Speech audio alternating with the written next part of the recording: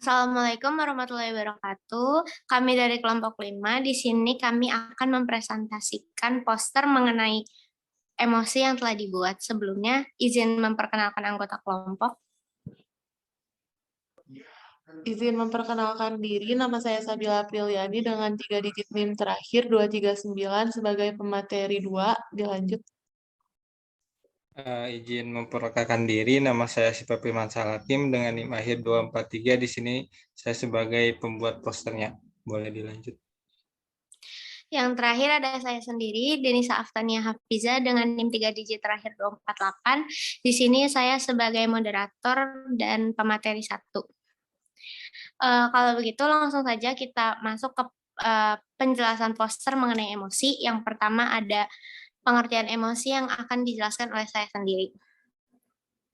Emosi diartikan sebagai dari reaksi terhadap situasi tertentu yang dilakukan oleh tubuh, hal yang biasanya memiliki kaitan dengan aktivitas berpikir seseorang, yaitu sifat dan intensitas dari emosi yang dikarenakan hasil dari persepsi akan situasi yang terjadi. Selanjutnya ada sumber-sumber emosi. Yang pertama, kualitas tidur, yang kedua kepribadian, yang ketiga olahraga, yang keempat suasana hati, yang kelima stres, yang keenam gender, yang ketujuh usia, dan yang terakhir aktivitas sosial. Selanjutnya ada fungsi emosi. Emosi dan rasa yang dimiliki oleh manusia memiliki kegunaan untuk mewarnai hidupnya dengan berbagai macam emosi dan perasaan. Secara keseluruhan, emosi digolongkan dalam 2 golongan, yaitu emosi positif dan emosi negatif. Penggolongan emosi itu tersendiri ada 4 macam, yaitu emosi senang. Emosi ini merupakan emosi yang memberikan gambaran tentang rasa senang yang dialami oleh seseorang. Hal ini terjadi dari bermacam-macam jenis perasaan senang, yaitu bahagia, gembira, cinta, dan riang. Selanjutnya ada emosi sedih. Emosi ini memiliki gambaran mengenai perasaan yang tidak senang yang dialami oleh seseorang dalam menghadapi suatu kondisi tertentu. Macam-macam perasaan dalam kondisi ini yaitu malu, hampa, kecewa, dan duka. Selanjutnya ada emosi takut. Hal ini merupakan kondisi yang mana ada gambaran rasa tidak senang yang dijalani oleh seseorang, baik itu terhadap hal yang berasal dari luar diri maupun yang ada di dalam diri sendiri.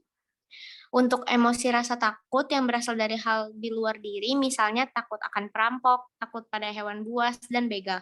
Sedangkan untuk perasaan takut yang berasal dari hal yang ada dalam diri sendiri, misalnya takut tidak naik kelas, takut untuk mencoba, dan lain-lain.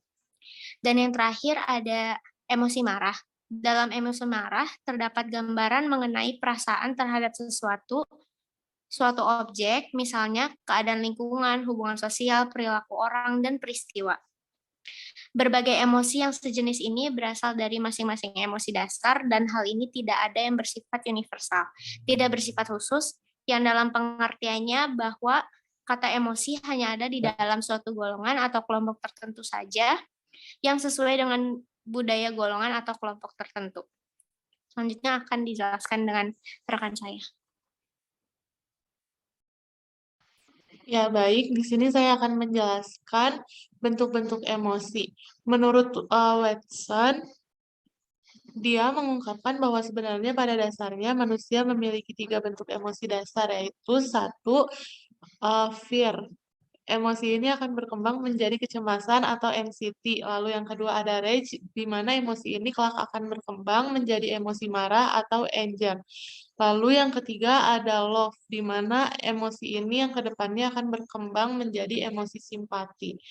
Lalu menurut Syamsuddin, telah menggolongkan bentuk-bentuk emosi ke dalam beberapa golongan, yang diantaranya 1, malu dengan adanya perasaan hancur lebur, adanya aib, hina, kesal, malu hati, bersalah, dan sesal. Lalu yang kedua ada jengkel yang memiliki perasaan di dalamnya seperti perasaan mau muntah, tidak suka, benci, mual, jijik, hina, dan muak. Lalu yang ketiga ada